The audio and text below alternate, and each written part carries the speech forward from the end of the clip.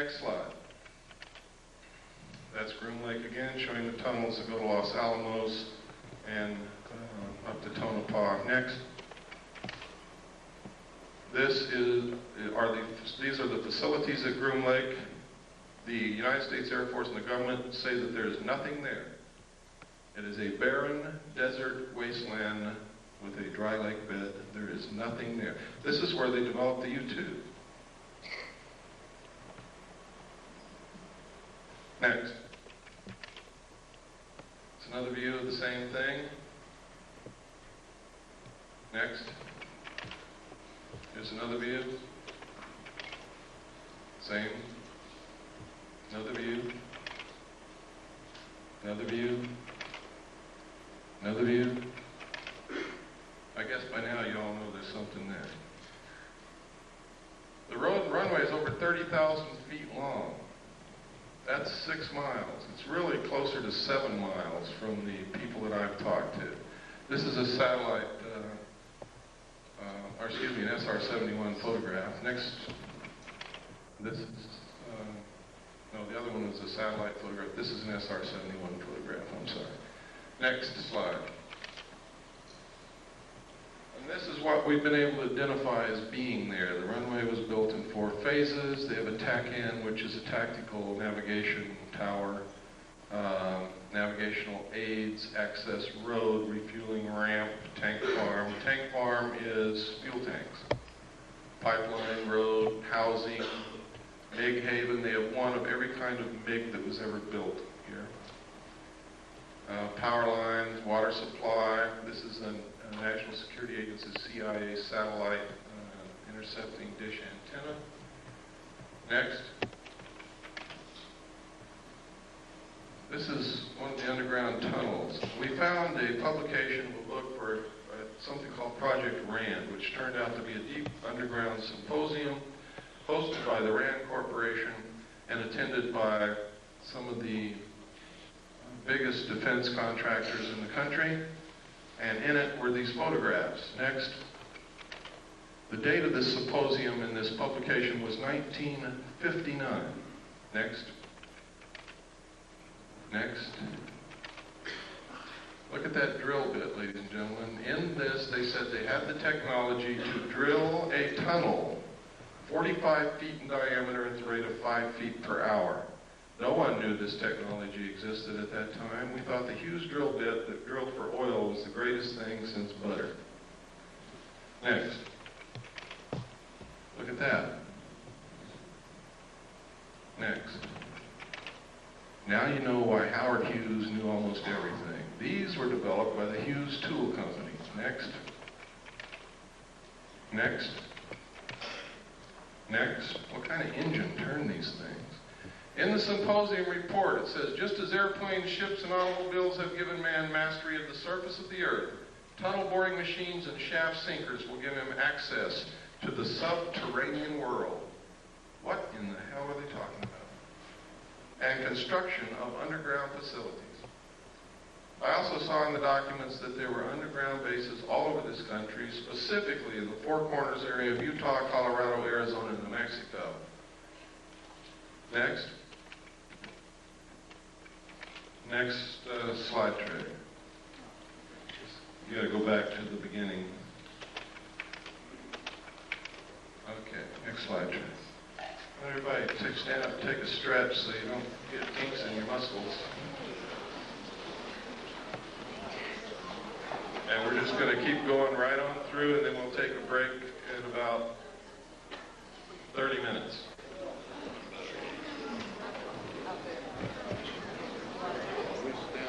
Totally wrong, and you need to help us find out what the truth is. I don't pretend to know all the truth. I think I have some of the answers. I think I have reached some pretty good conclusions, but again, those are my conclusions, not yours.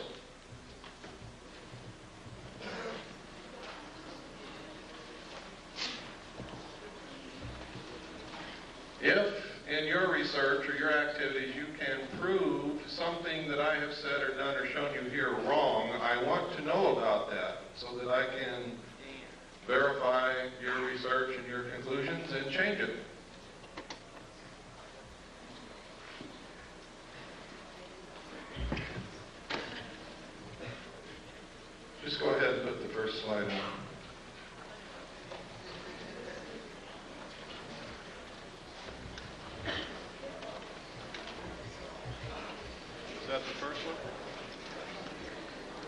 That's backwards. Backwards? I think so. Is it first?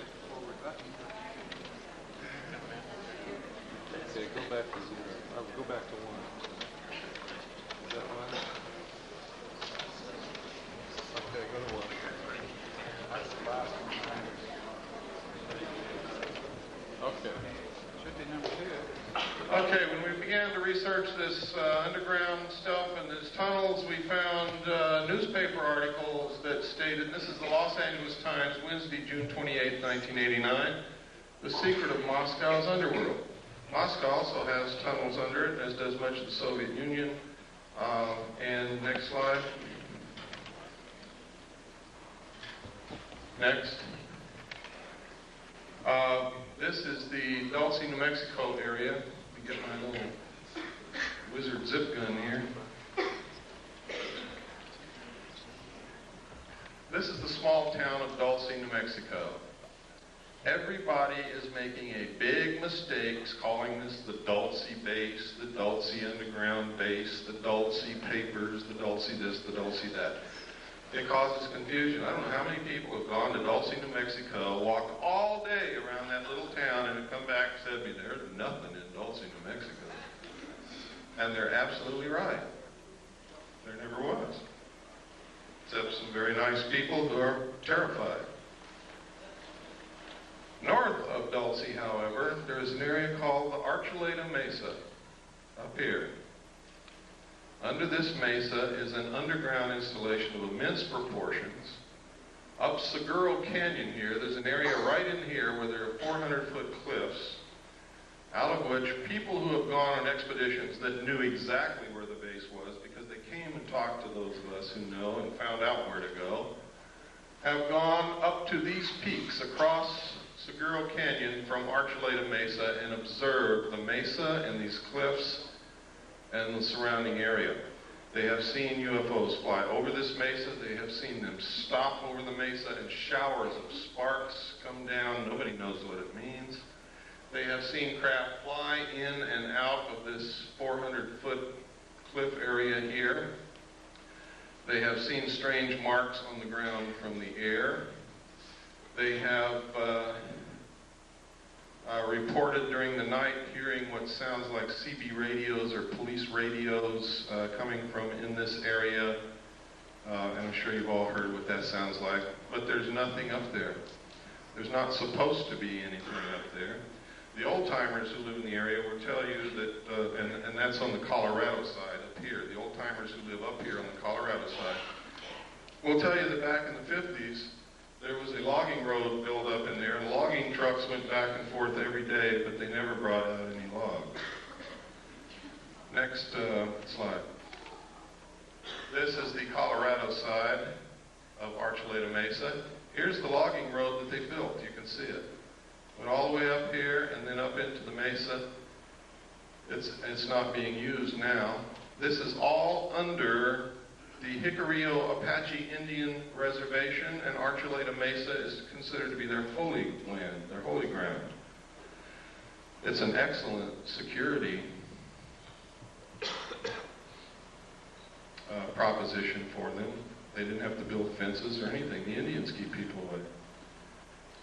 The Indians see the strange lights and the craft flying back and forth, and they attributed this to their religious beliefs that they have seen all through their history, that it's in their writings, in their tales, in their stories.